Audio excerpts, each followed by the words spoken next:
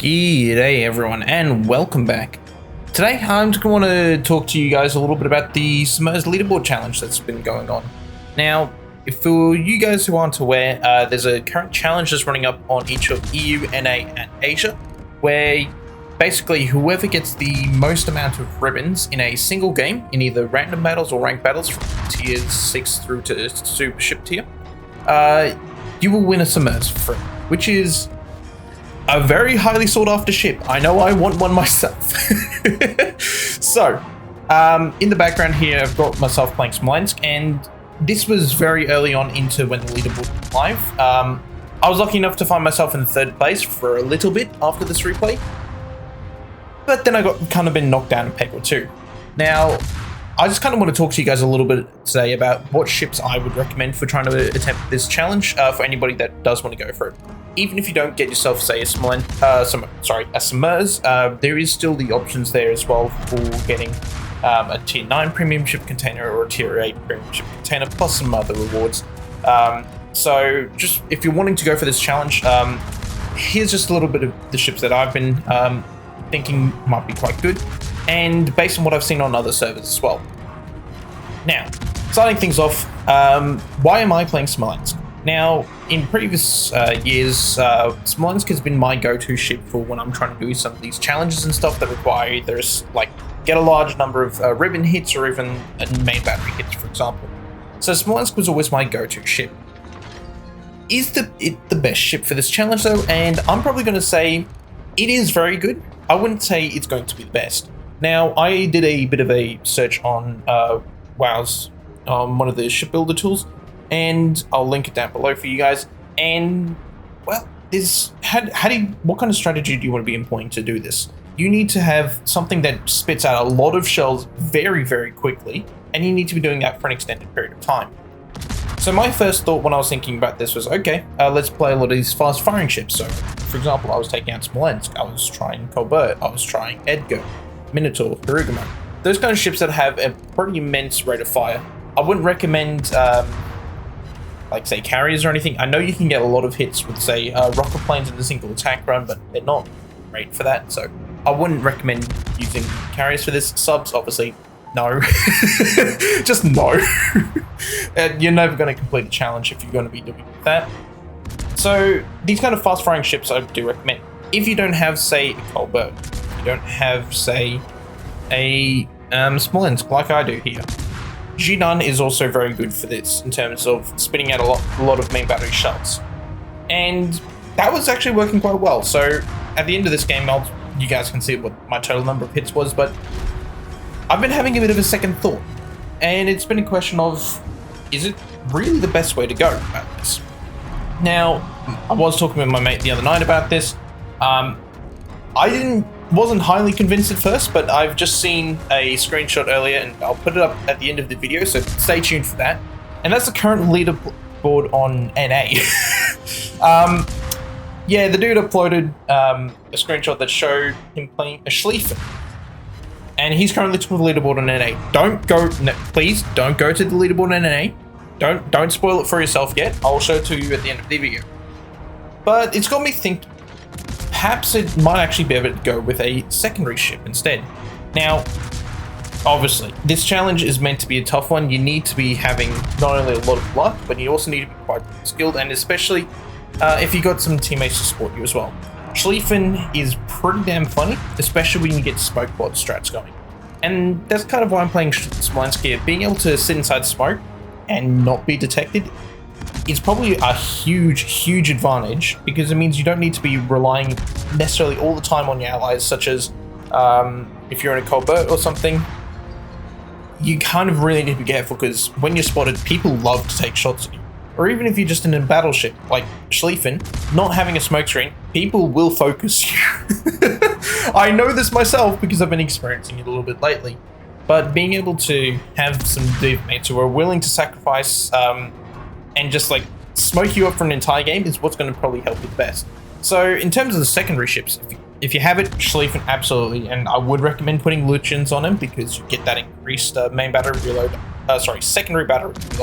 after 100 secondary battery hits, which, let's be honest, is pretty easy if you're pushing in a Schlieffen. So you will get a faster secondary battery reload with Schlieffen when that happens. Schlieffen, if you don't quite have Schlieffen Ruprecht as well, I think work pretty well. And that would be kind of it in terms of secondary ships. Now, sure, you can maybe do it with the Karl Johan. Maybe you could do it as well with some of the lowest tier stuff, like maybe Zetin. You can maybe do it with like even lower as well, but I think you're kind of gimping yourself if you're not actually having those high tier ships. And unfortunately, this is not meant to be mean, but if you don't have these high tier ships, I don't think this challenge is going to be an easy one for you. Especially looking at the current ribbon records on both EU and NA. They're kind of ridiculous at the moment. For Asia, for some reason though, the number is a lot lower when I last checked. So I'm going to double check again after I finish this reporting, and if that number's gone up significantly, oh boy, that just means my life just becomes a whole lot harder. But if you're on EU or NA, you guys are good luck. Good luck is all I can say, because holy jeez, the numbers that have come out recently for that, pretty insane. And especially what the dude did on the NA.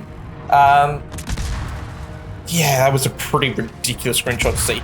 I did ask him for the replay. Unfortunately, he told me he didn't actually have replays turned on, and oh, it hurts. Oh, it hurts so much that I wasn't able to get that.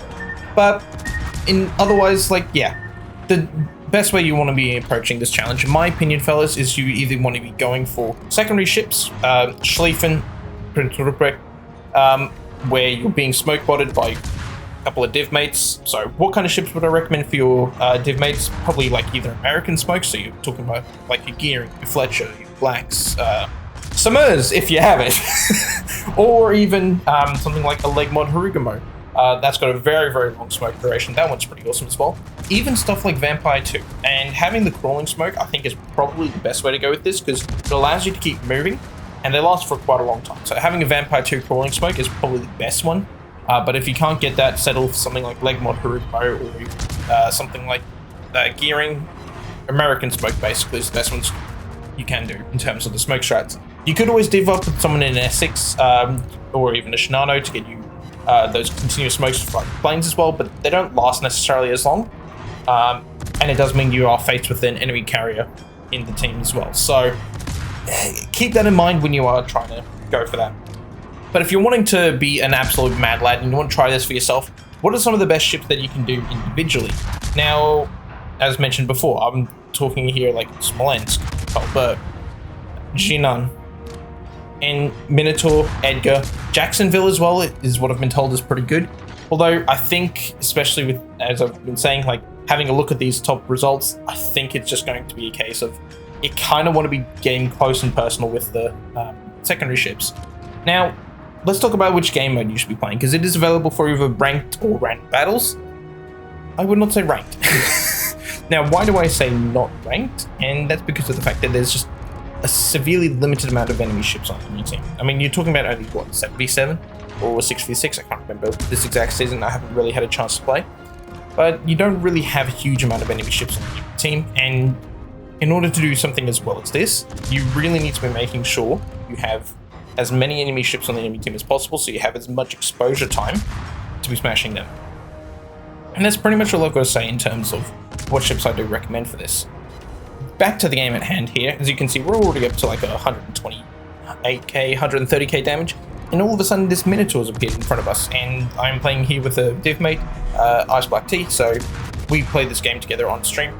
I did my first YouTube live stream actually the other night, so get keen for more of those in the future, fellas. I will be trying to keep to that a little bit more regularly, so stay tuned for that, and I'll put links and stuff down below all over. Well, it's on YouTube, so you guys know where to find me.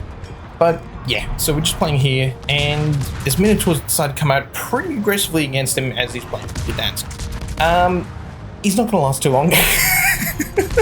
Particularly when there's also a Mecklenburg, a Bungo, myself, and the Yoshino here as well. I mean, we've got a lot of ships, and he's just going to go down very, very quickly.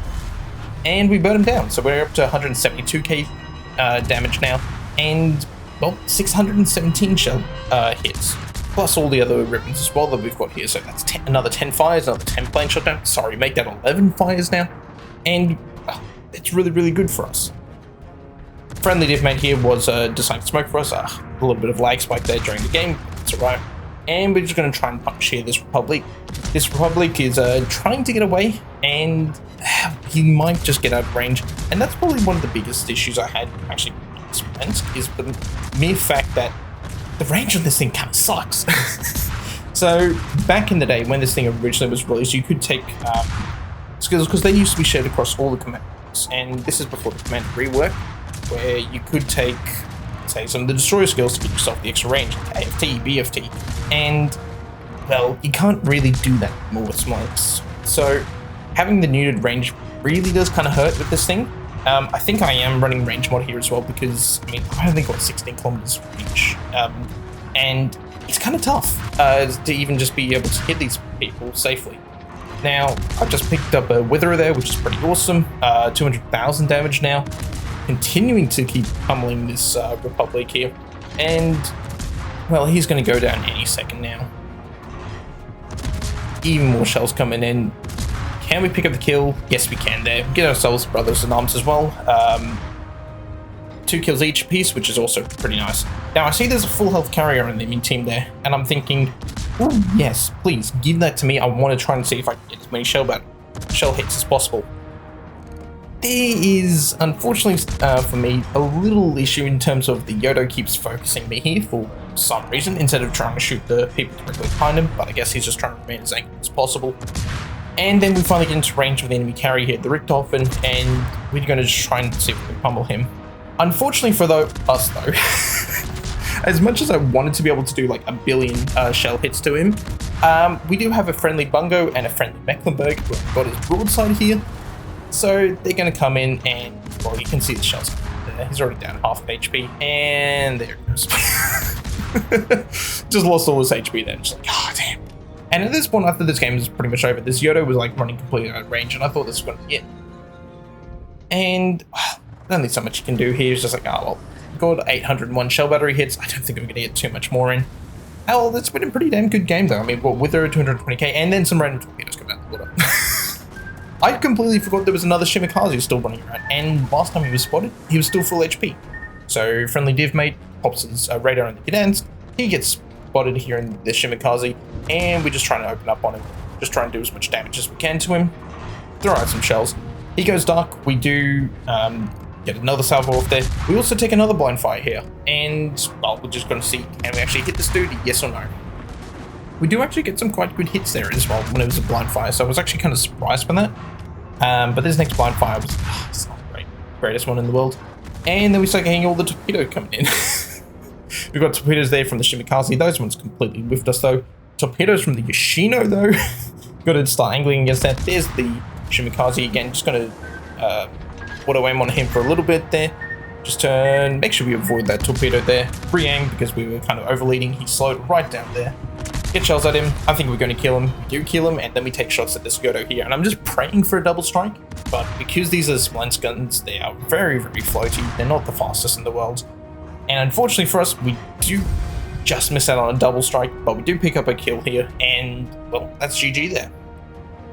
So, 245,000 damage in this game, which was a pretty awesome result. And that got us third on the leaderboard for like half a day. So that was like 877 ribbons in total for this game. It was a pretty damn good result. I was actually pretty chuffed with this game, regardless of the leaderboard challenge. Team score wise, I'll flick to that in a second. But yeah, I mean, that's the ships I kind of recommend throughout this entire video, fellas. If you guys did enjoy, consider liking, subscribing, and all that kind of stuff. And I will be doing more live streams here on YouTube as well. I have been streaming on Twitch. You can check me out there, or you can check me out on YouTube here as well for live streams in the future.